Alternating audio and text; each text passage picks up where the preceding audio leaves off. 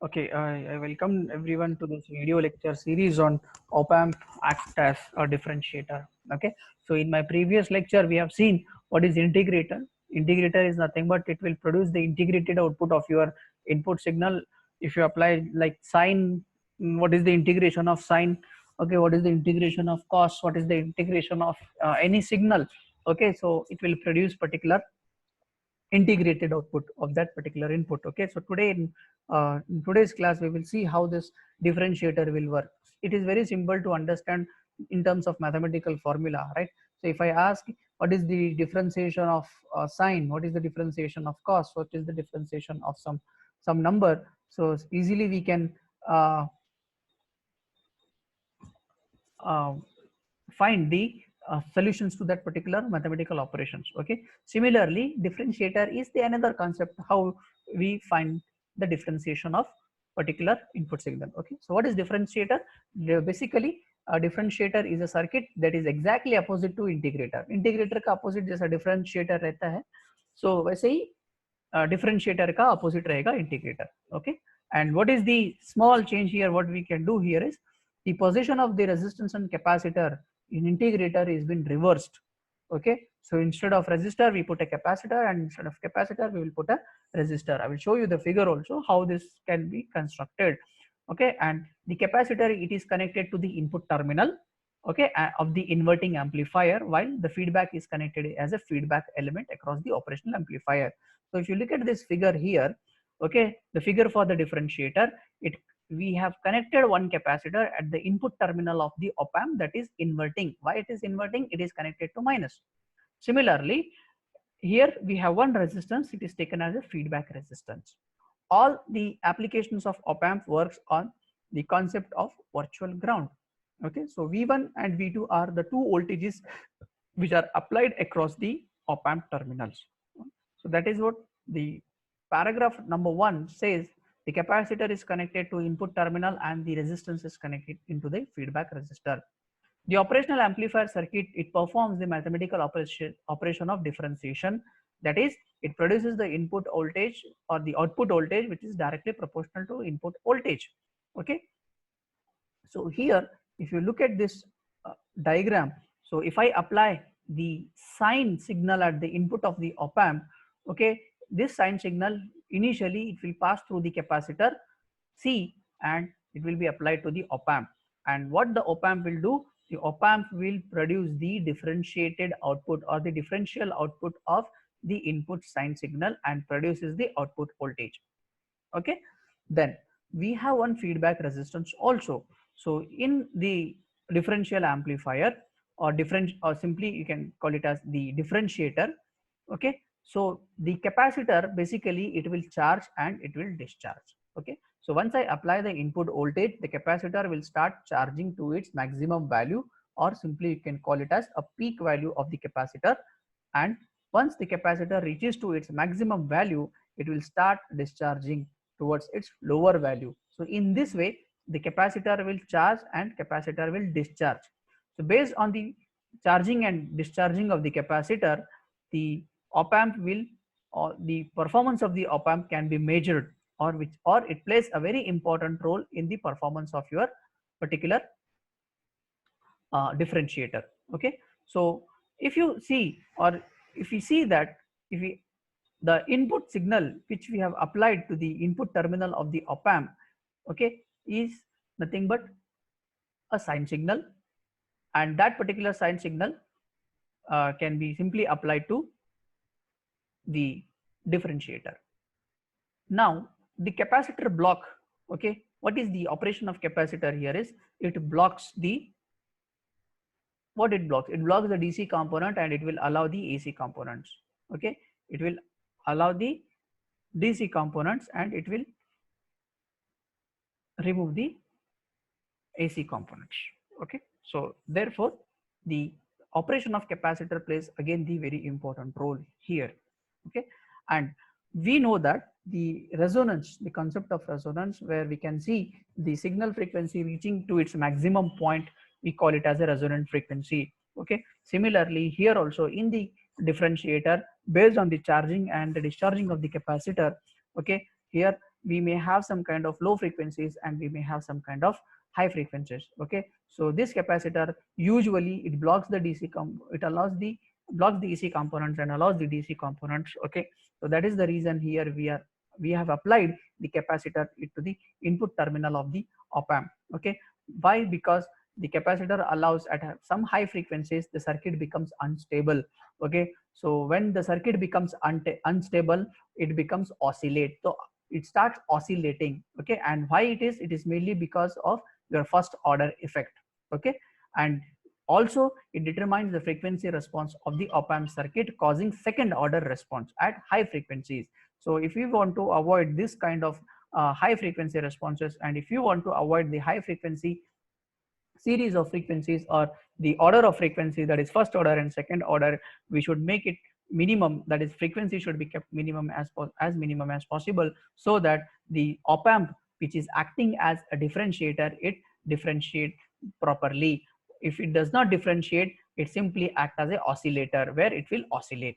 Okay, so this is the explanation about the differentiator. Now the problem here is we need to find the output, that is V out, equation for V out. So how to find the equation of V out here is, we know that the V2 is connected to ground. Okay, so V2 is connected to ground, so it means that the ground terminal is equal to 0 volt.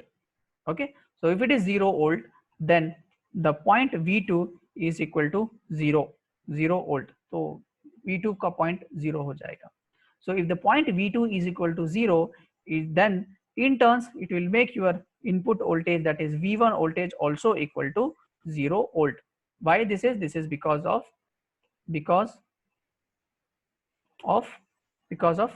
virtual ground. Okay, because of virtual ground, this is our assumption and this is our calculation. So therefore V1 is equal to V2 is equal to 0 volt.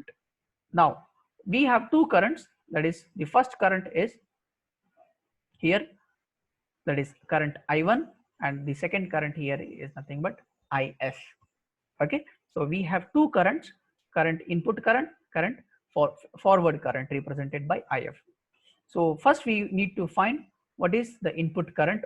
Okay, so basically I1 is equal to, we have a capacitor, always remember a capacitor, here we are trying to differentiate the input signal. So therefore how to write the equation for the input current is, the input current I is equal to, okay, the input current I is equal to C differentiator, that is d by dt of V in minus V1. You can see here V in minus 1. Okay, so in this way we find the input voltage or the input current I1. Okay, similarly if you look at the assumption what we have made here is V1 is equal to V2 is equal to 0, it means that V1 is made equal to 0. So what is left here is I1 is equal to C d by dt of V in. ये उतना ही बचेगा आपका. Okay, so we got current I1. So what we need to find? We need to find current IF. So how to find the current IF? It is across the output loop or the feedback loop. So current I is equal to V divided by R. So how to take V divided by R?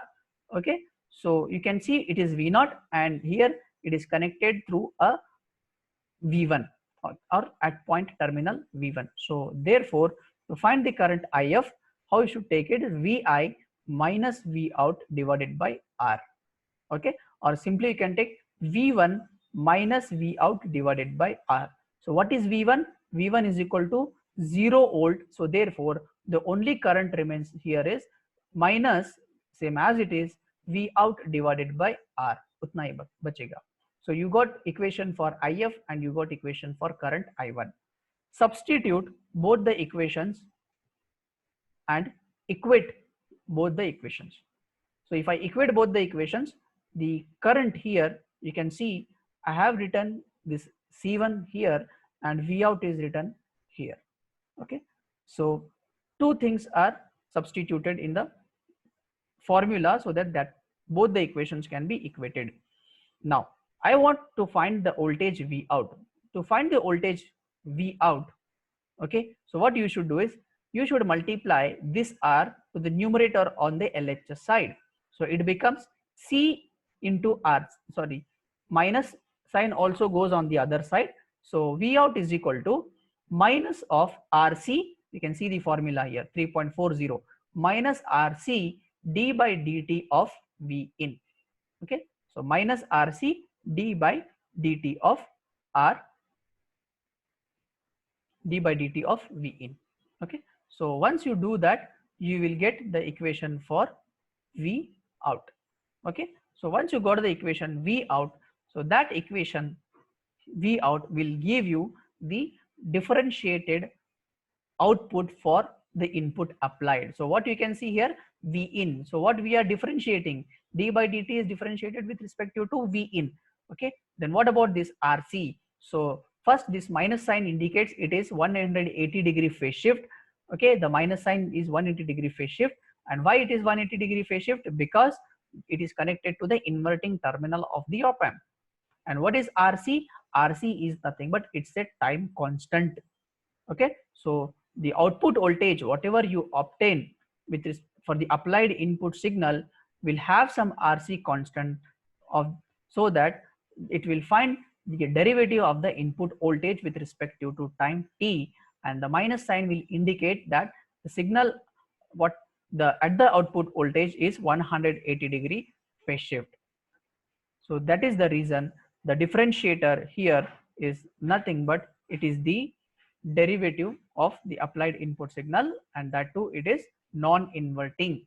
Okay, and some of the few advantages or some of the disadvantages what we may have here for the differentiator is it is suffer from instability at high frequencies. If you are having a signal which is having some high frequency component, then your system becomes unstable. Because of that instability, it will produce the oscillation. It means that your whole complete differentiator will be converted into a high frequency oscillation, and sometimes due to the random generation of the high frequency signals, okay, that particular output will be taken as some random noise, or simply you can call it as harmonics, and those harmonics will be amplified and more than the input signal. For example, if you are applying some input signal and if you are having some kind of noise, then that particular input signal will also be amplified with addition of some noise, so that the overall output of this op-amp will have the distortion. So because of this, it makes your differentiator a kind of disadvantage. Just to overcome this disadvantage, you need to maintain the stability across the closed loop circuit. And the another thing is, if you are applying a square wave pulse or a triangular wave pulse or a sine wave pulse at the input of the differentiator, so the output obtained across the output of op-amp here is the, if you are applying the input signal is a square wave, you will get a spike signal. If you are applying the triangular wave, you will get a rectangular signal. And if you are applying a sine wave, you will find a cosine signal at the output of differentiator. So the left hand side, that is at the LHS side, is nothing but input to differentiator, and the on the other side it is the RHS side is equal to your output of output of op-amp output of op-amp. So in this way we find the differentiated output for the applied input signal. So with this I conclude my lecture. Thank you.